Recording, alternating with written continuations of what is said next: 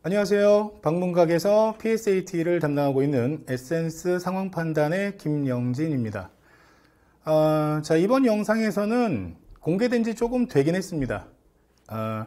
19년도 말에 7급 PSAT 실제 시행을 앞두고 수험생들께 도움을 드리고자 시행처에서 제공한 영역별 내문항식의 예시문항이 있죠.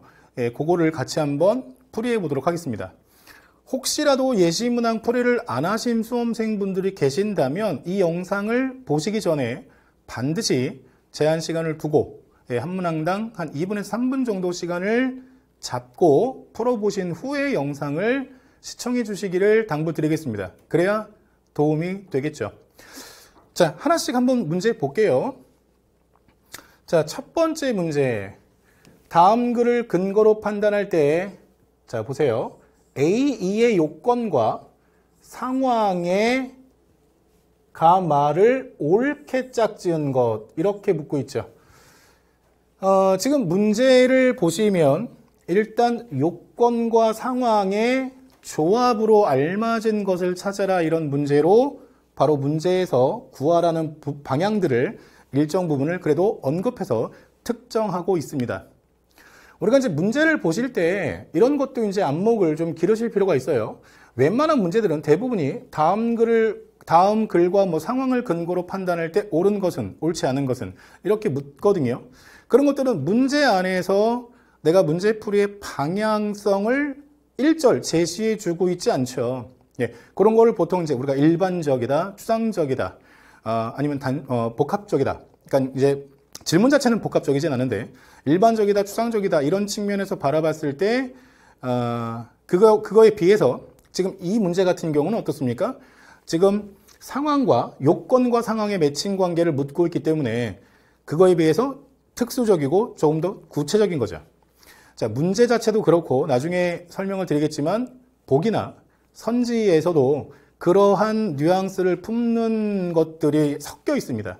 그럴 때 어떤 판단 순서로 문제를 풀어나가느냐, 이 방향성도 굉장히 중요하니까 그것도 참고해 보시고요.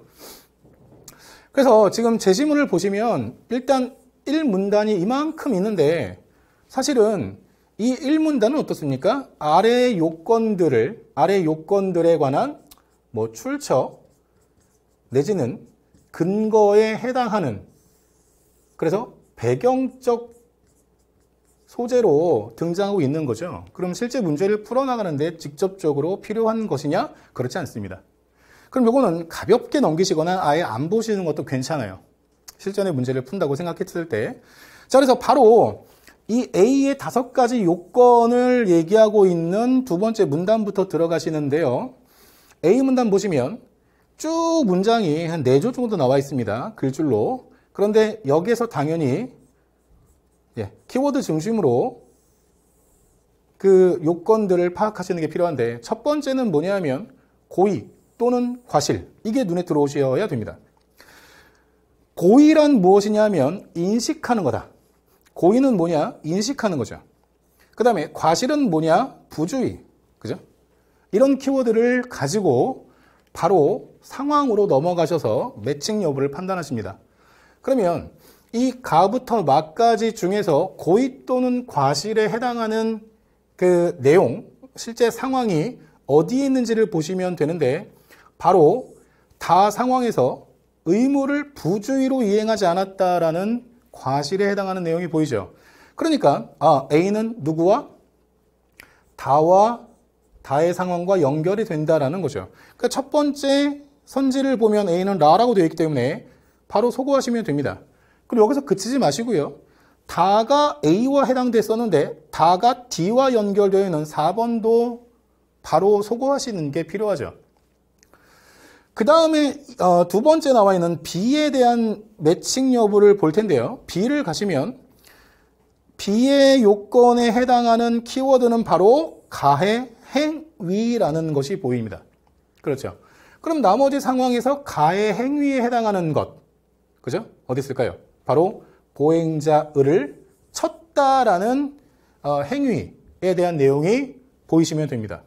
그래서 B에 가다. 정답이 2번. 이렇게 나오게 되는 거죠. 이 문제는 A, B, C, D 이 5개의 보기가 선지가 있음에도 그럼 만약에 정답이 5번에 위치한다고 하더라도 판단해야 되는 횟수가 그러면 4번, 5번이냐? 그렇지 않죠. 2번 판단이면 족하다라는 거죠. 2번만 판정해보면 충분한 그런 유형의 문제가 됩니다. 그렇죠? 왜냐하면 만약에 B에서 가가 연결되어 있지 않고 예컨대 뭐 마를 연결했다고 쳐보죠. 그러면 소거시키면서 어떻습니까? 밑에 마가 B에 있어야 되는데 C에 연결되어 있기 때문에 바로 소거가 가능해지면서 정답이 5번으로 이렇게 가려지게 되는 상황이 생기게 마련이죠. 필연적으로. 그러니까 2번만 판정해 보면 되겠다는 것도 한번 가늠해 보실 필요가 있는 겁니다. 그렇죠? 자, 정답은 이미 나왔어요. 나왔는데 간단하게 나머지의 요건과 상황도 좀 매칭을 시켜보면 C 같은 경우는 어떻습니까? 딱 보셔도 위법한 행위 이런 키워드가 보이시죠? 그럼 위법하다는 것을 찾아내셔야 됩니다. 어디 보입니까? 위반한 것 이렇게 보이죠. 그래서 C의 요건에는 나의 상황이랑 매칭이 되는 것이 적절하다라고 쉽게 판단이 되실 거예요. 여기서 중요한 건 뭐냐면 위법, 위반, 동일한 의미를 가지는 다른 단어의 사용 이런 것들이 제시문을 주고 이 상황을 이해한 후에 문제를 풀어내는 그런 유형의 문제에선 종종 잘 등장합니다. 그래서 그런 것도 잘 보시면 되고 그리고 D는 손해 발생이라는 키워드가 보이시면 되는데 손해를 발생했다는 건 뭡니까? 금전적 손해나 신체적 손해, 부상을 입었다. 해당되는 연결고리가 되겠죠. 그래서 라의 상황과 매칭이 되고요. 마지막으로는 인과관계가 딱 보이실 겁니다. 그래서 그 가행위가 없었다면 손해가 발생하지 않았으리란, 그죠? 이런 인과관계. 그렇다면 그 인과관계는 어떻습니까? 마에 보이시죠? 치지 않았다면 부상 입지 않았을 거야 라는 인과관계. 그래서 마지막에 나와 있는 요건이 마의 상황과 매칭이 된다라고 쉽게 결정해 보실 수 있습니다. 자, 1번 문제 이렇게 정리하시면 충분할 것 같고요. 자, 두 번째 문제 살펴보도록 할게요. 다음 글과 땡땡시 지도를 근거로 글과 지도와 같이 봐야 된다는 얘기죠. 기억에 들어갈 수 있는 것만을 보기에서 모두 고르면 하고 얘기하고 있습니다. 자, 그럼 기억이 뭔지를 먼저 보고 싶지 않나요? 기억, 이렇게. 그죠? 제시문에 블랭크로 처리되어 있는 부분이 기억입니다. 보시면 기억은 뭐냐 하면 Y등급 지진이 일어났대요. 그리고 나 지점에서 정석적으로 2km 떨어진 지점에서 뭔가 지진이 일어난 거죠. 그럼 거기까지 일단 슬쩍 살펴보시고 제시문이 길지 않기 때문에 처음부터 한번 살펴보도록 하겠습니다.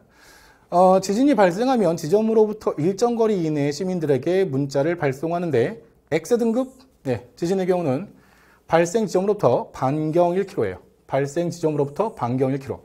그 다음에 Y등급은 지점으로부터 반경 2km 이내에 시민들에게 문자를 발송한다라고 그래서 언급되어 있습니다. 자, 이런 경우 당연히 X, Y를 반경 거리와 매칭을 시킬 필요가 있잖아요. 매번 제시문을 확인하는 거는 조금 비효율적이 되겠죠.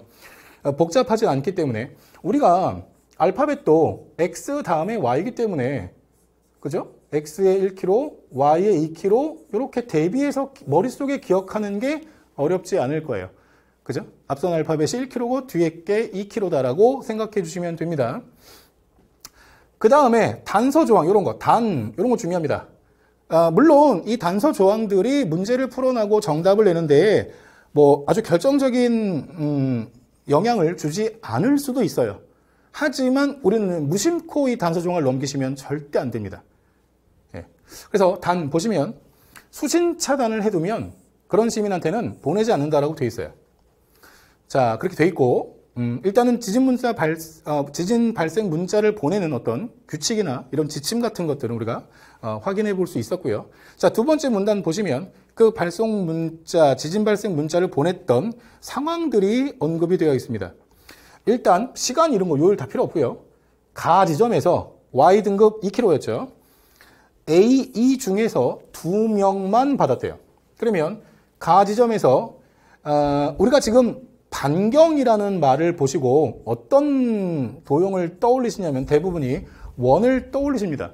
그렇죠. 한 점에서부터 일정한 거리에 있는 그 대상자를 다 문자를 발송하는 대상자로 선정하기 때문에 원을 생각하기 마련인데 저 같으면 원을 안 그릴 것 같아요. 왜냐하면 여기 나와 있는 지도를 딱 한번 봤더니 전부 위치들이 어떻습니까? 격자점에 놓여 있죠. 선분이 만나는 점입니다. 그러면 어설프게 원 그려서 오류를 발생하느니 차라리 그냥 어떤 지점에서부터 이 지점에서 인접해 있는 4개는 바로 여기 있는 모든 8개의 꼭지점이 다 해당이 되고 그 다음 번째의 정사각형의 요 상황에서는 어떻습니까? 그냥 동서남북만 해당이 되는 거죠. 이렇게. 그래서 지점을 특정해 버리는 게 더 수월할 것 같아요. 자, 그거는 뒤에서 다시 한번 설명을 드리겠습니다. 자, 그래서 어쨌든 가 지점에서 3명 중에 2명만 받았다라는 것은 일단 받을 수 있는 사람은 이렇게 3명인데 2명만 받았다라는 것은 수신 차단 인원이 있다라는 것으로 일단 보시고 그리고 5분 후에 나 지점에서 자, 나 지점으로 갑니다. 근데 나가 표시가 되어 있지 않아요. 그럼 거긴 어디냐? X 등급 1kg죠. C와 D만 받았다라고 되어 있습니다. C와 D만. 그럼 일단 C와 D가 1km 이내에 오려면 당연히 같은 거리에 이 지점이 나 지점이라는 것 쉽게 확인할 수 있겠죠. 그리고 해당되는 인원이 없습니다. 절대로. 그래서 이제 기억에 해당되는 것은 뭐다? 다시 나 지점에서 정서쪽으로 2km니까 2칸 가면 여기겠죠. 제가 이 지점을 편의상 그냥 설명상 다 지점이라고 해볼게요. 그럼 여기 다 지점에 놓이게 되고 그리고 나서 누가 지진 발생 문자를 받았냐라는 것을 물어보는 거죠. 이 다 지점으로부터. 근데 등급이 뭐예요? Y 등급. 그럼 2km죠. 2km.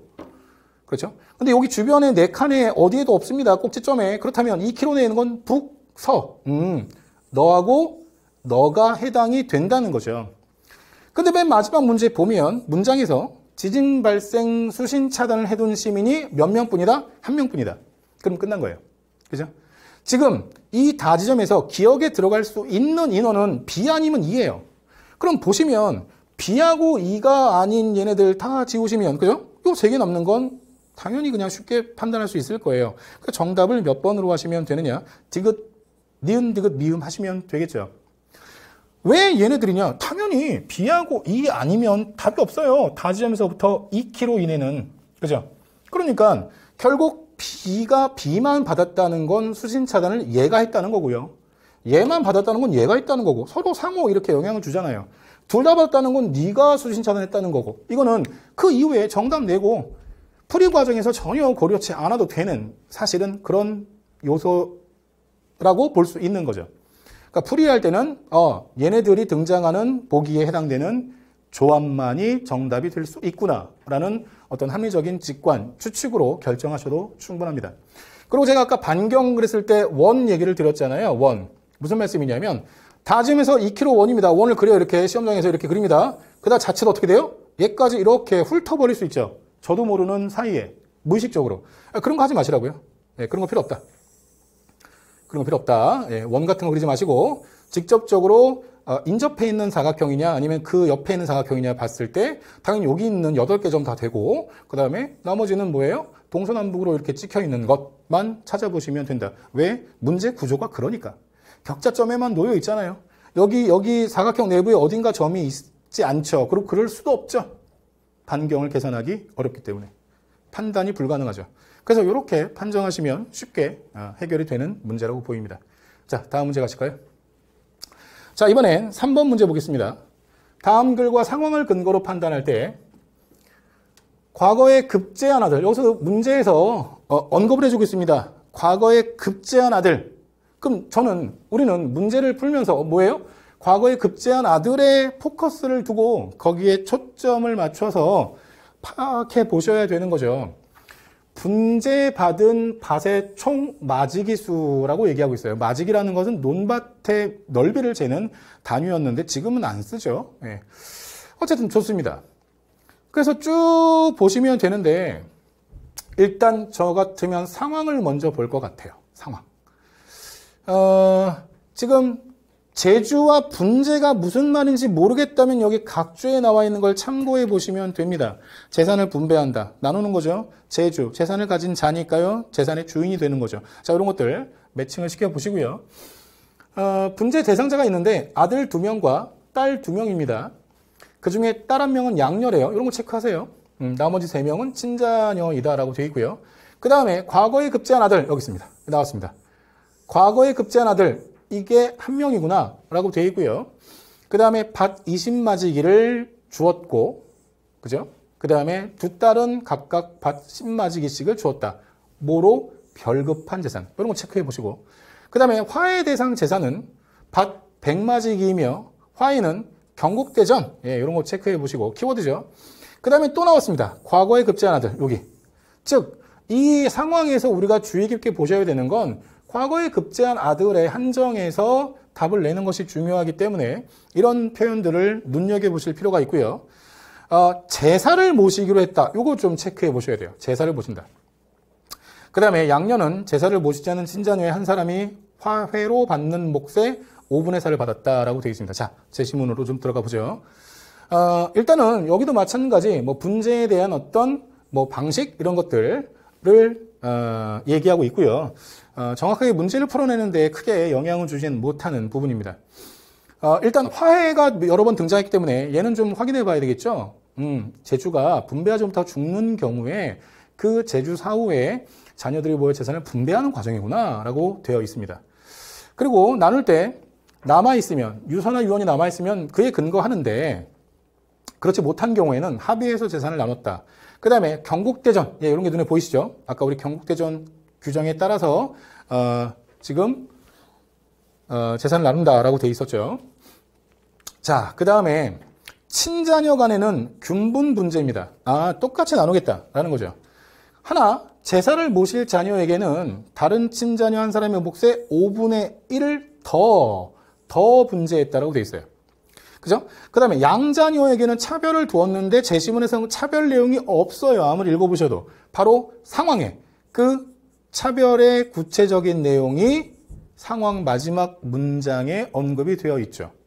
그러면 이 상황을 보셨을 때 어떻습니까? 지금 친자녀 간의 균분 분제야. 그럼 양녀가 1명 있었기 때문에 3명한테 균분 분제를 해야 돼. 그런데 지금 양녀 같은 경우는 친자녀가 받는 몫의 5분의 4, 5분의 1만큼 덜 주는 거죠. 그리고 덜 줬던 걸 누구한테 줍니까? 제사를 모시기로 하는, 그죠? 어디 있습니까? 제사를 모실 자녀한테는 5분의 1을 더 얹어주는 거죠. 그렇다면 지금 밭 100마지기가 있잖아요. 그럼 얘를 당연히 4명의 자녀한테 이렇게 분배했다고 가정을 해보죠. 물론 여기는 양녀에 해당되는 건데 25를 못 받죠. 그러면 당연히 얘는 5분의 4만큼 받게 되고 그거에 남는 부분을 5분의 1을 5분의 6이겠죠. 정확히 표현하자면 5분의 6을 받게 되는 거죠. 그렇죠. 그래서 이쪽 부분에 계산한 결과가 누가 받는 거냐? 제사를 모시기로 하는. 그래서 궁극적으로 문제에서는 과거에 급제한 아들이 제사를 모시기로 했기 때문에 30마지기를 받게 된다라는 겁니다. 그리고 마지막 보시면 기급과 화해 대상 재산. 기급 안 보셔도 되죠. 화해 대상 재산에는 별급으로 받은 재산이 포함되지 않았다. 그렇다는 얘기는 상황에서 별급한 재산 이미 줬던 어딥니까? 20마지기. 이거에 화해 대상으로 지급했던 30마지기를 더한 값이 바로 과거에 급제한 아들이 분제받는 총 마지기 수일 것이다 라고 결정하시면 되는 거죠.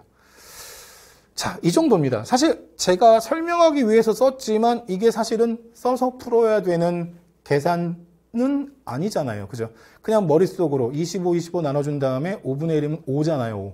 5를 덜 주고 그 5를 제사 모시는 친자녀한테 얹어주겠다는 상황만 파악하시면 그걸로 충분한 거죠. 즉 눈으로 계산이 된다면 굳이 손으로 그 계산 과정을 굳이 표현하실 필요는 없다라는 걸 다시 한번 말씀드리겠습니다. 그래서 혹시나 얘도 뭐 아들이 받는 거 X, 딸이 받는 거 X 이런 미지수를 굳이 도입하면서부터 방정식이 필요하구나라는 생각을 전혀 하실 필요가 없다는 것도 부연 설명으로 좀 드려볼게요. 예, 수학 문제 아닙니다. 상황 판단하는데 눈으로 계산하면 충분히 되는 그런 문제로 처리하시면 됩니다. 자, 이제 4번 문제를 같이 살펴보도록 하죠. 다음 글을 근거로 판단할 때, 보기에서 옳은 것만을 골라라 라고 되어 있죠. 자, 앞선 문제와 조금 문제가 다른 게, 그냥 일반적으로 문제를, 제시하고 있습니다.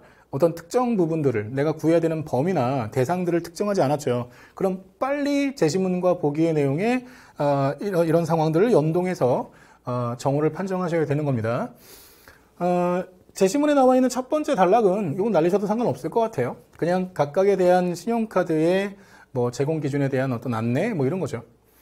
자, 바로 표로 보셔가지고 이 기준에 대해서 A 신용카드의 마일리지 제공 기준 이 세 가지 보시고 그 다음에 B 신용카드의 마일리지 제공 기준 두 가지를 대비해서 판정해야 된다라는 제시문의 근거를 보신 후에 보기의 내용을 보실 때도 일단 기억, 니은, 디귿 전체적으로 바라봤을 때 여기서 지금 판정해야 되는 어떤 기준 금액이 얼마인지를 먼저 파악하시는 게 좋을 것 같아요.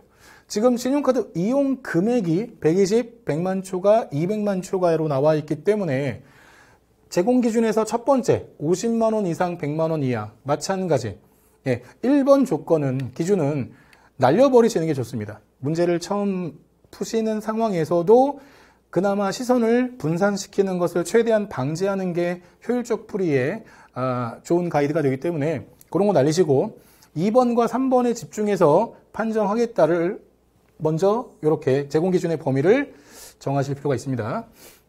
자, 구체적으로 기억 보도록 하죠. 120만 원을 이용했습니다. 그럴 땐 A 신용카드가 B 신용카드보다 더 많이 제공하냐 마일리지를 그럴 때 이런 부등호 하나 표시하시고요. 왜냐하면 글줄로 나와 있는 대소관계나 유불리에 대한 표현이 나중에 판정하고 나서 정오를 결론 내릴 때 뒤바뀔 때가 가끔 있어요. 그 실수하는 경우도 있기 때문에 명쾌하게 부등호로 표시해서 그런 오류를 범하지 않도록 방지하는 게 좋습니다. 그럼 A가 더 많이 제공하니? 라고 되어 있어요. 120만 원이니까요. 2번 기준에 해당되겠죠. 2번 기준에 해당이 되고 각각을 살펴보면 일단 100만 원 이하 금액은 1000원당 1마일리지. 그죠? 100만 원 초과 금액은 1000원당 2마일리지를 제공하는 게 A 신용카드의 제공 기준이고요. B 신용카드를 보시면 100만 원 이하는 1000원당 2마일리지. 100만 원 초과 이용 금액은 1000원당 1마일리지. 딱 보셔도 뉘앙스가 누가 더 많이 준다? B 신용카드가 더 많이 준다는 걸 쉽게 확인할 수가 있습니다. 계산할 거 없죠. 예. 근데 만약에 보기에서 이렇게 나오는 것보다 보통 이제 우열관계는 바뀌었으니까요. B 신용카드보다 A가 자, B 신용카드가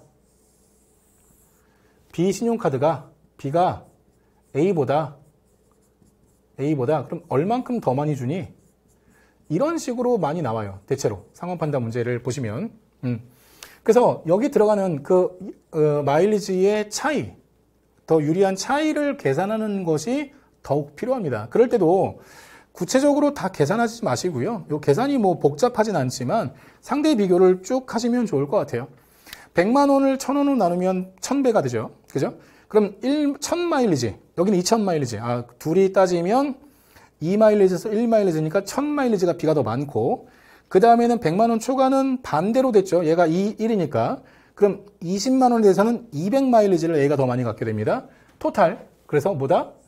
800이 더 많겠구나. 라고 그냥 암산 내지는 짐작하셔도 충분해요. 이것도 참고해 보시고. 자, 니은 보시면 100만 원을 초과할 경우라고 되어 있기 때문에 제공 기준의 2번과 3번의 조합이 다 해당이 될 것 같아요. 상한선이 없죠. A 신용카드가 제공하는 마일리지와 B 신용카드가 제공하는 마일리지가 같은 경우가 발생할 수 있니? 라고 물어보고 있어요. 사실은 이런 표현의 지문들이 사실은 어려울 수 있습니다. 뭐가? 제시문의 구조가 좀 복잡하고 판정하는 데서 계산에 대한 어떤 그런 부분들이 부담이 된다면 어려울 수 있는데 여기는 되게 쉽죠. 왜냐하면 200만 원 이하, 저기 2번의 경우에 생각해 본다면 200만 원 이하니까 200만 원을 포함하는 경우에 조건을 따져볼 때 앞서 판단한 대로 100만 원까지는 A가 1, B가 2. 그 이후에 100만 원까지는 다시 A가 2, B가 1이죠. 그렇다는 얘기는 최초 100만 원까지는 B 쪽이 1000이 더 많았는데 그 이후 100만 원은 A가 다시 1000이 많아진다. 그럼 결국 쌤쌤이 돼버리죠. 그래서 200만 원 기준이면 200만 원이면 이용 금액이 그러면 같아질 수 있어 라고 짐작하시면 됩니다. 그래서 니은이 옳게 되는 거죠.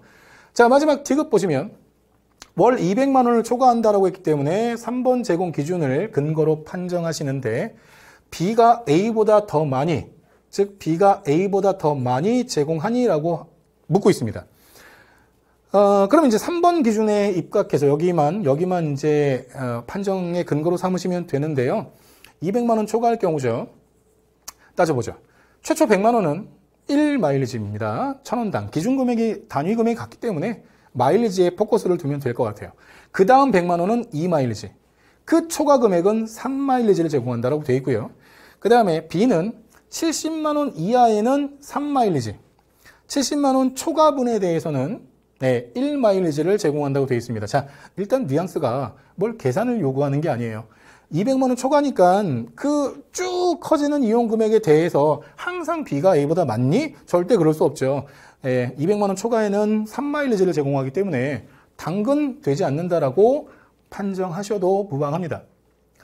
그런데 만약에 시험장에서 당황한 나머지 200만 원을 초과한다. 그러면 그 금액 범위대가 되게 많잖아요. 그러니까 하나의 금액을 예를 들어서 판정해 보겠다라고 생각하신다면 큰일 날 수 있어요. 정오 판정에 정답과 오답이 뒤바뀌는 그런 역전 현상이 생기는데 210만 원쯤으로 내가 판정해 볼게라고 한다면 어떤 일이 벌어지냐면 A가 B가 이렇게 했을 때 B가 더 많은 경우가 나옵니다.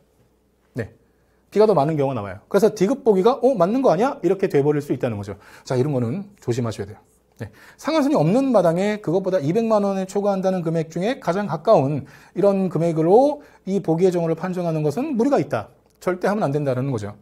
궁극적으로 좀 얼마가 더 많냐 하면 이거 계산해 보시면 되는데 200만 원까지 계산해 본다면 뭐 계산해 보셔도 돼요. 단위 금액당 마일리지를 누적적으로 계산하시면 됩니다. 근데 저는 그냥 눈으로 한번 계산해 보면 여기 최초 100이 1이고 그다음에 그 다음 100이 2니까요. 토탈 300 정도. 공 하나 지울게요. 300 정도 준다고 했을 때 70만 원을 기준으로 했을 때가 이런 기준인데 만약에 50만 원을 기준으로 한다면 50만 원까지는 3 주고 나머지 151 준다. 그럼 50만 원이 기준이었다면 A와 똑같은 거죠. 근데 20만 원이 3마일리지 주는 쪽으로 조금 더 치우쳤잖아요. 그럼 1마일리지 20 덜 주고 3마일리지를 20 더 주는 꼴이 되니까 2마일리지에 20이니까 400. 그죠? 400마일리지를 더 받게 되고 그 추가 10만 원에 대해서는 얘는 2고 그 다음에 얘는 1이죠. 그죠? 죄송합니다. 얘는 3이고 얘는 1이죠. 그러면 두 차이는 2마일리지고요. 10이니까 200. 그러면 궁극적으로 B가 얼만큼 더 많다? 200이 더 많다는 걸 계산해 보실 수 있어요. 저는 지금 이렇게 그냥 눈으로 상대 비교해 가면서 계산했는데 만약에 그게 조금 이거 계산 어렵지 않은데 직접 하시라고 하시면 하셔도 돼요. 근데 저는 어떤 다른 유형의 문제에서도 이런 안목을 가지고 보시면 상대 비교해서 우열 가리는데 굉장히 수월해지거든요. 그런 것들을 그냥 단적으로 한번 제가 시연을 해봤습니다. 그래서 이렇게 해서 이제 판정하시면 되는데 이런 거 하지 마시라. 그죠? 위험하죠.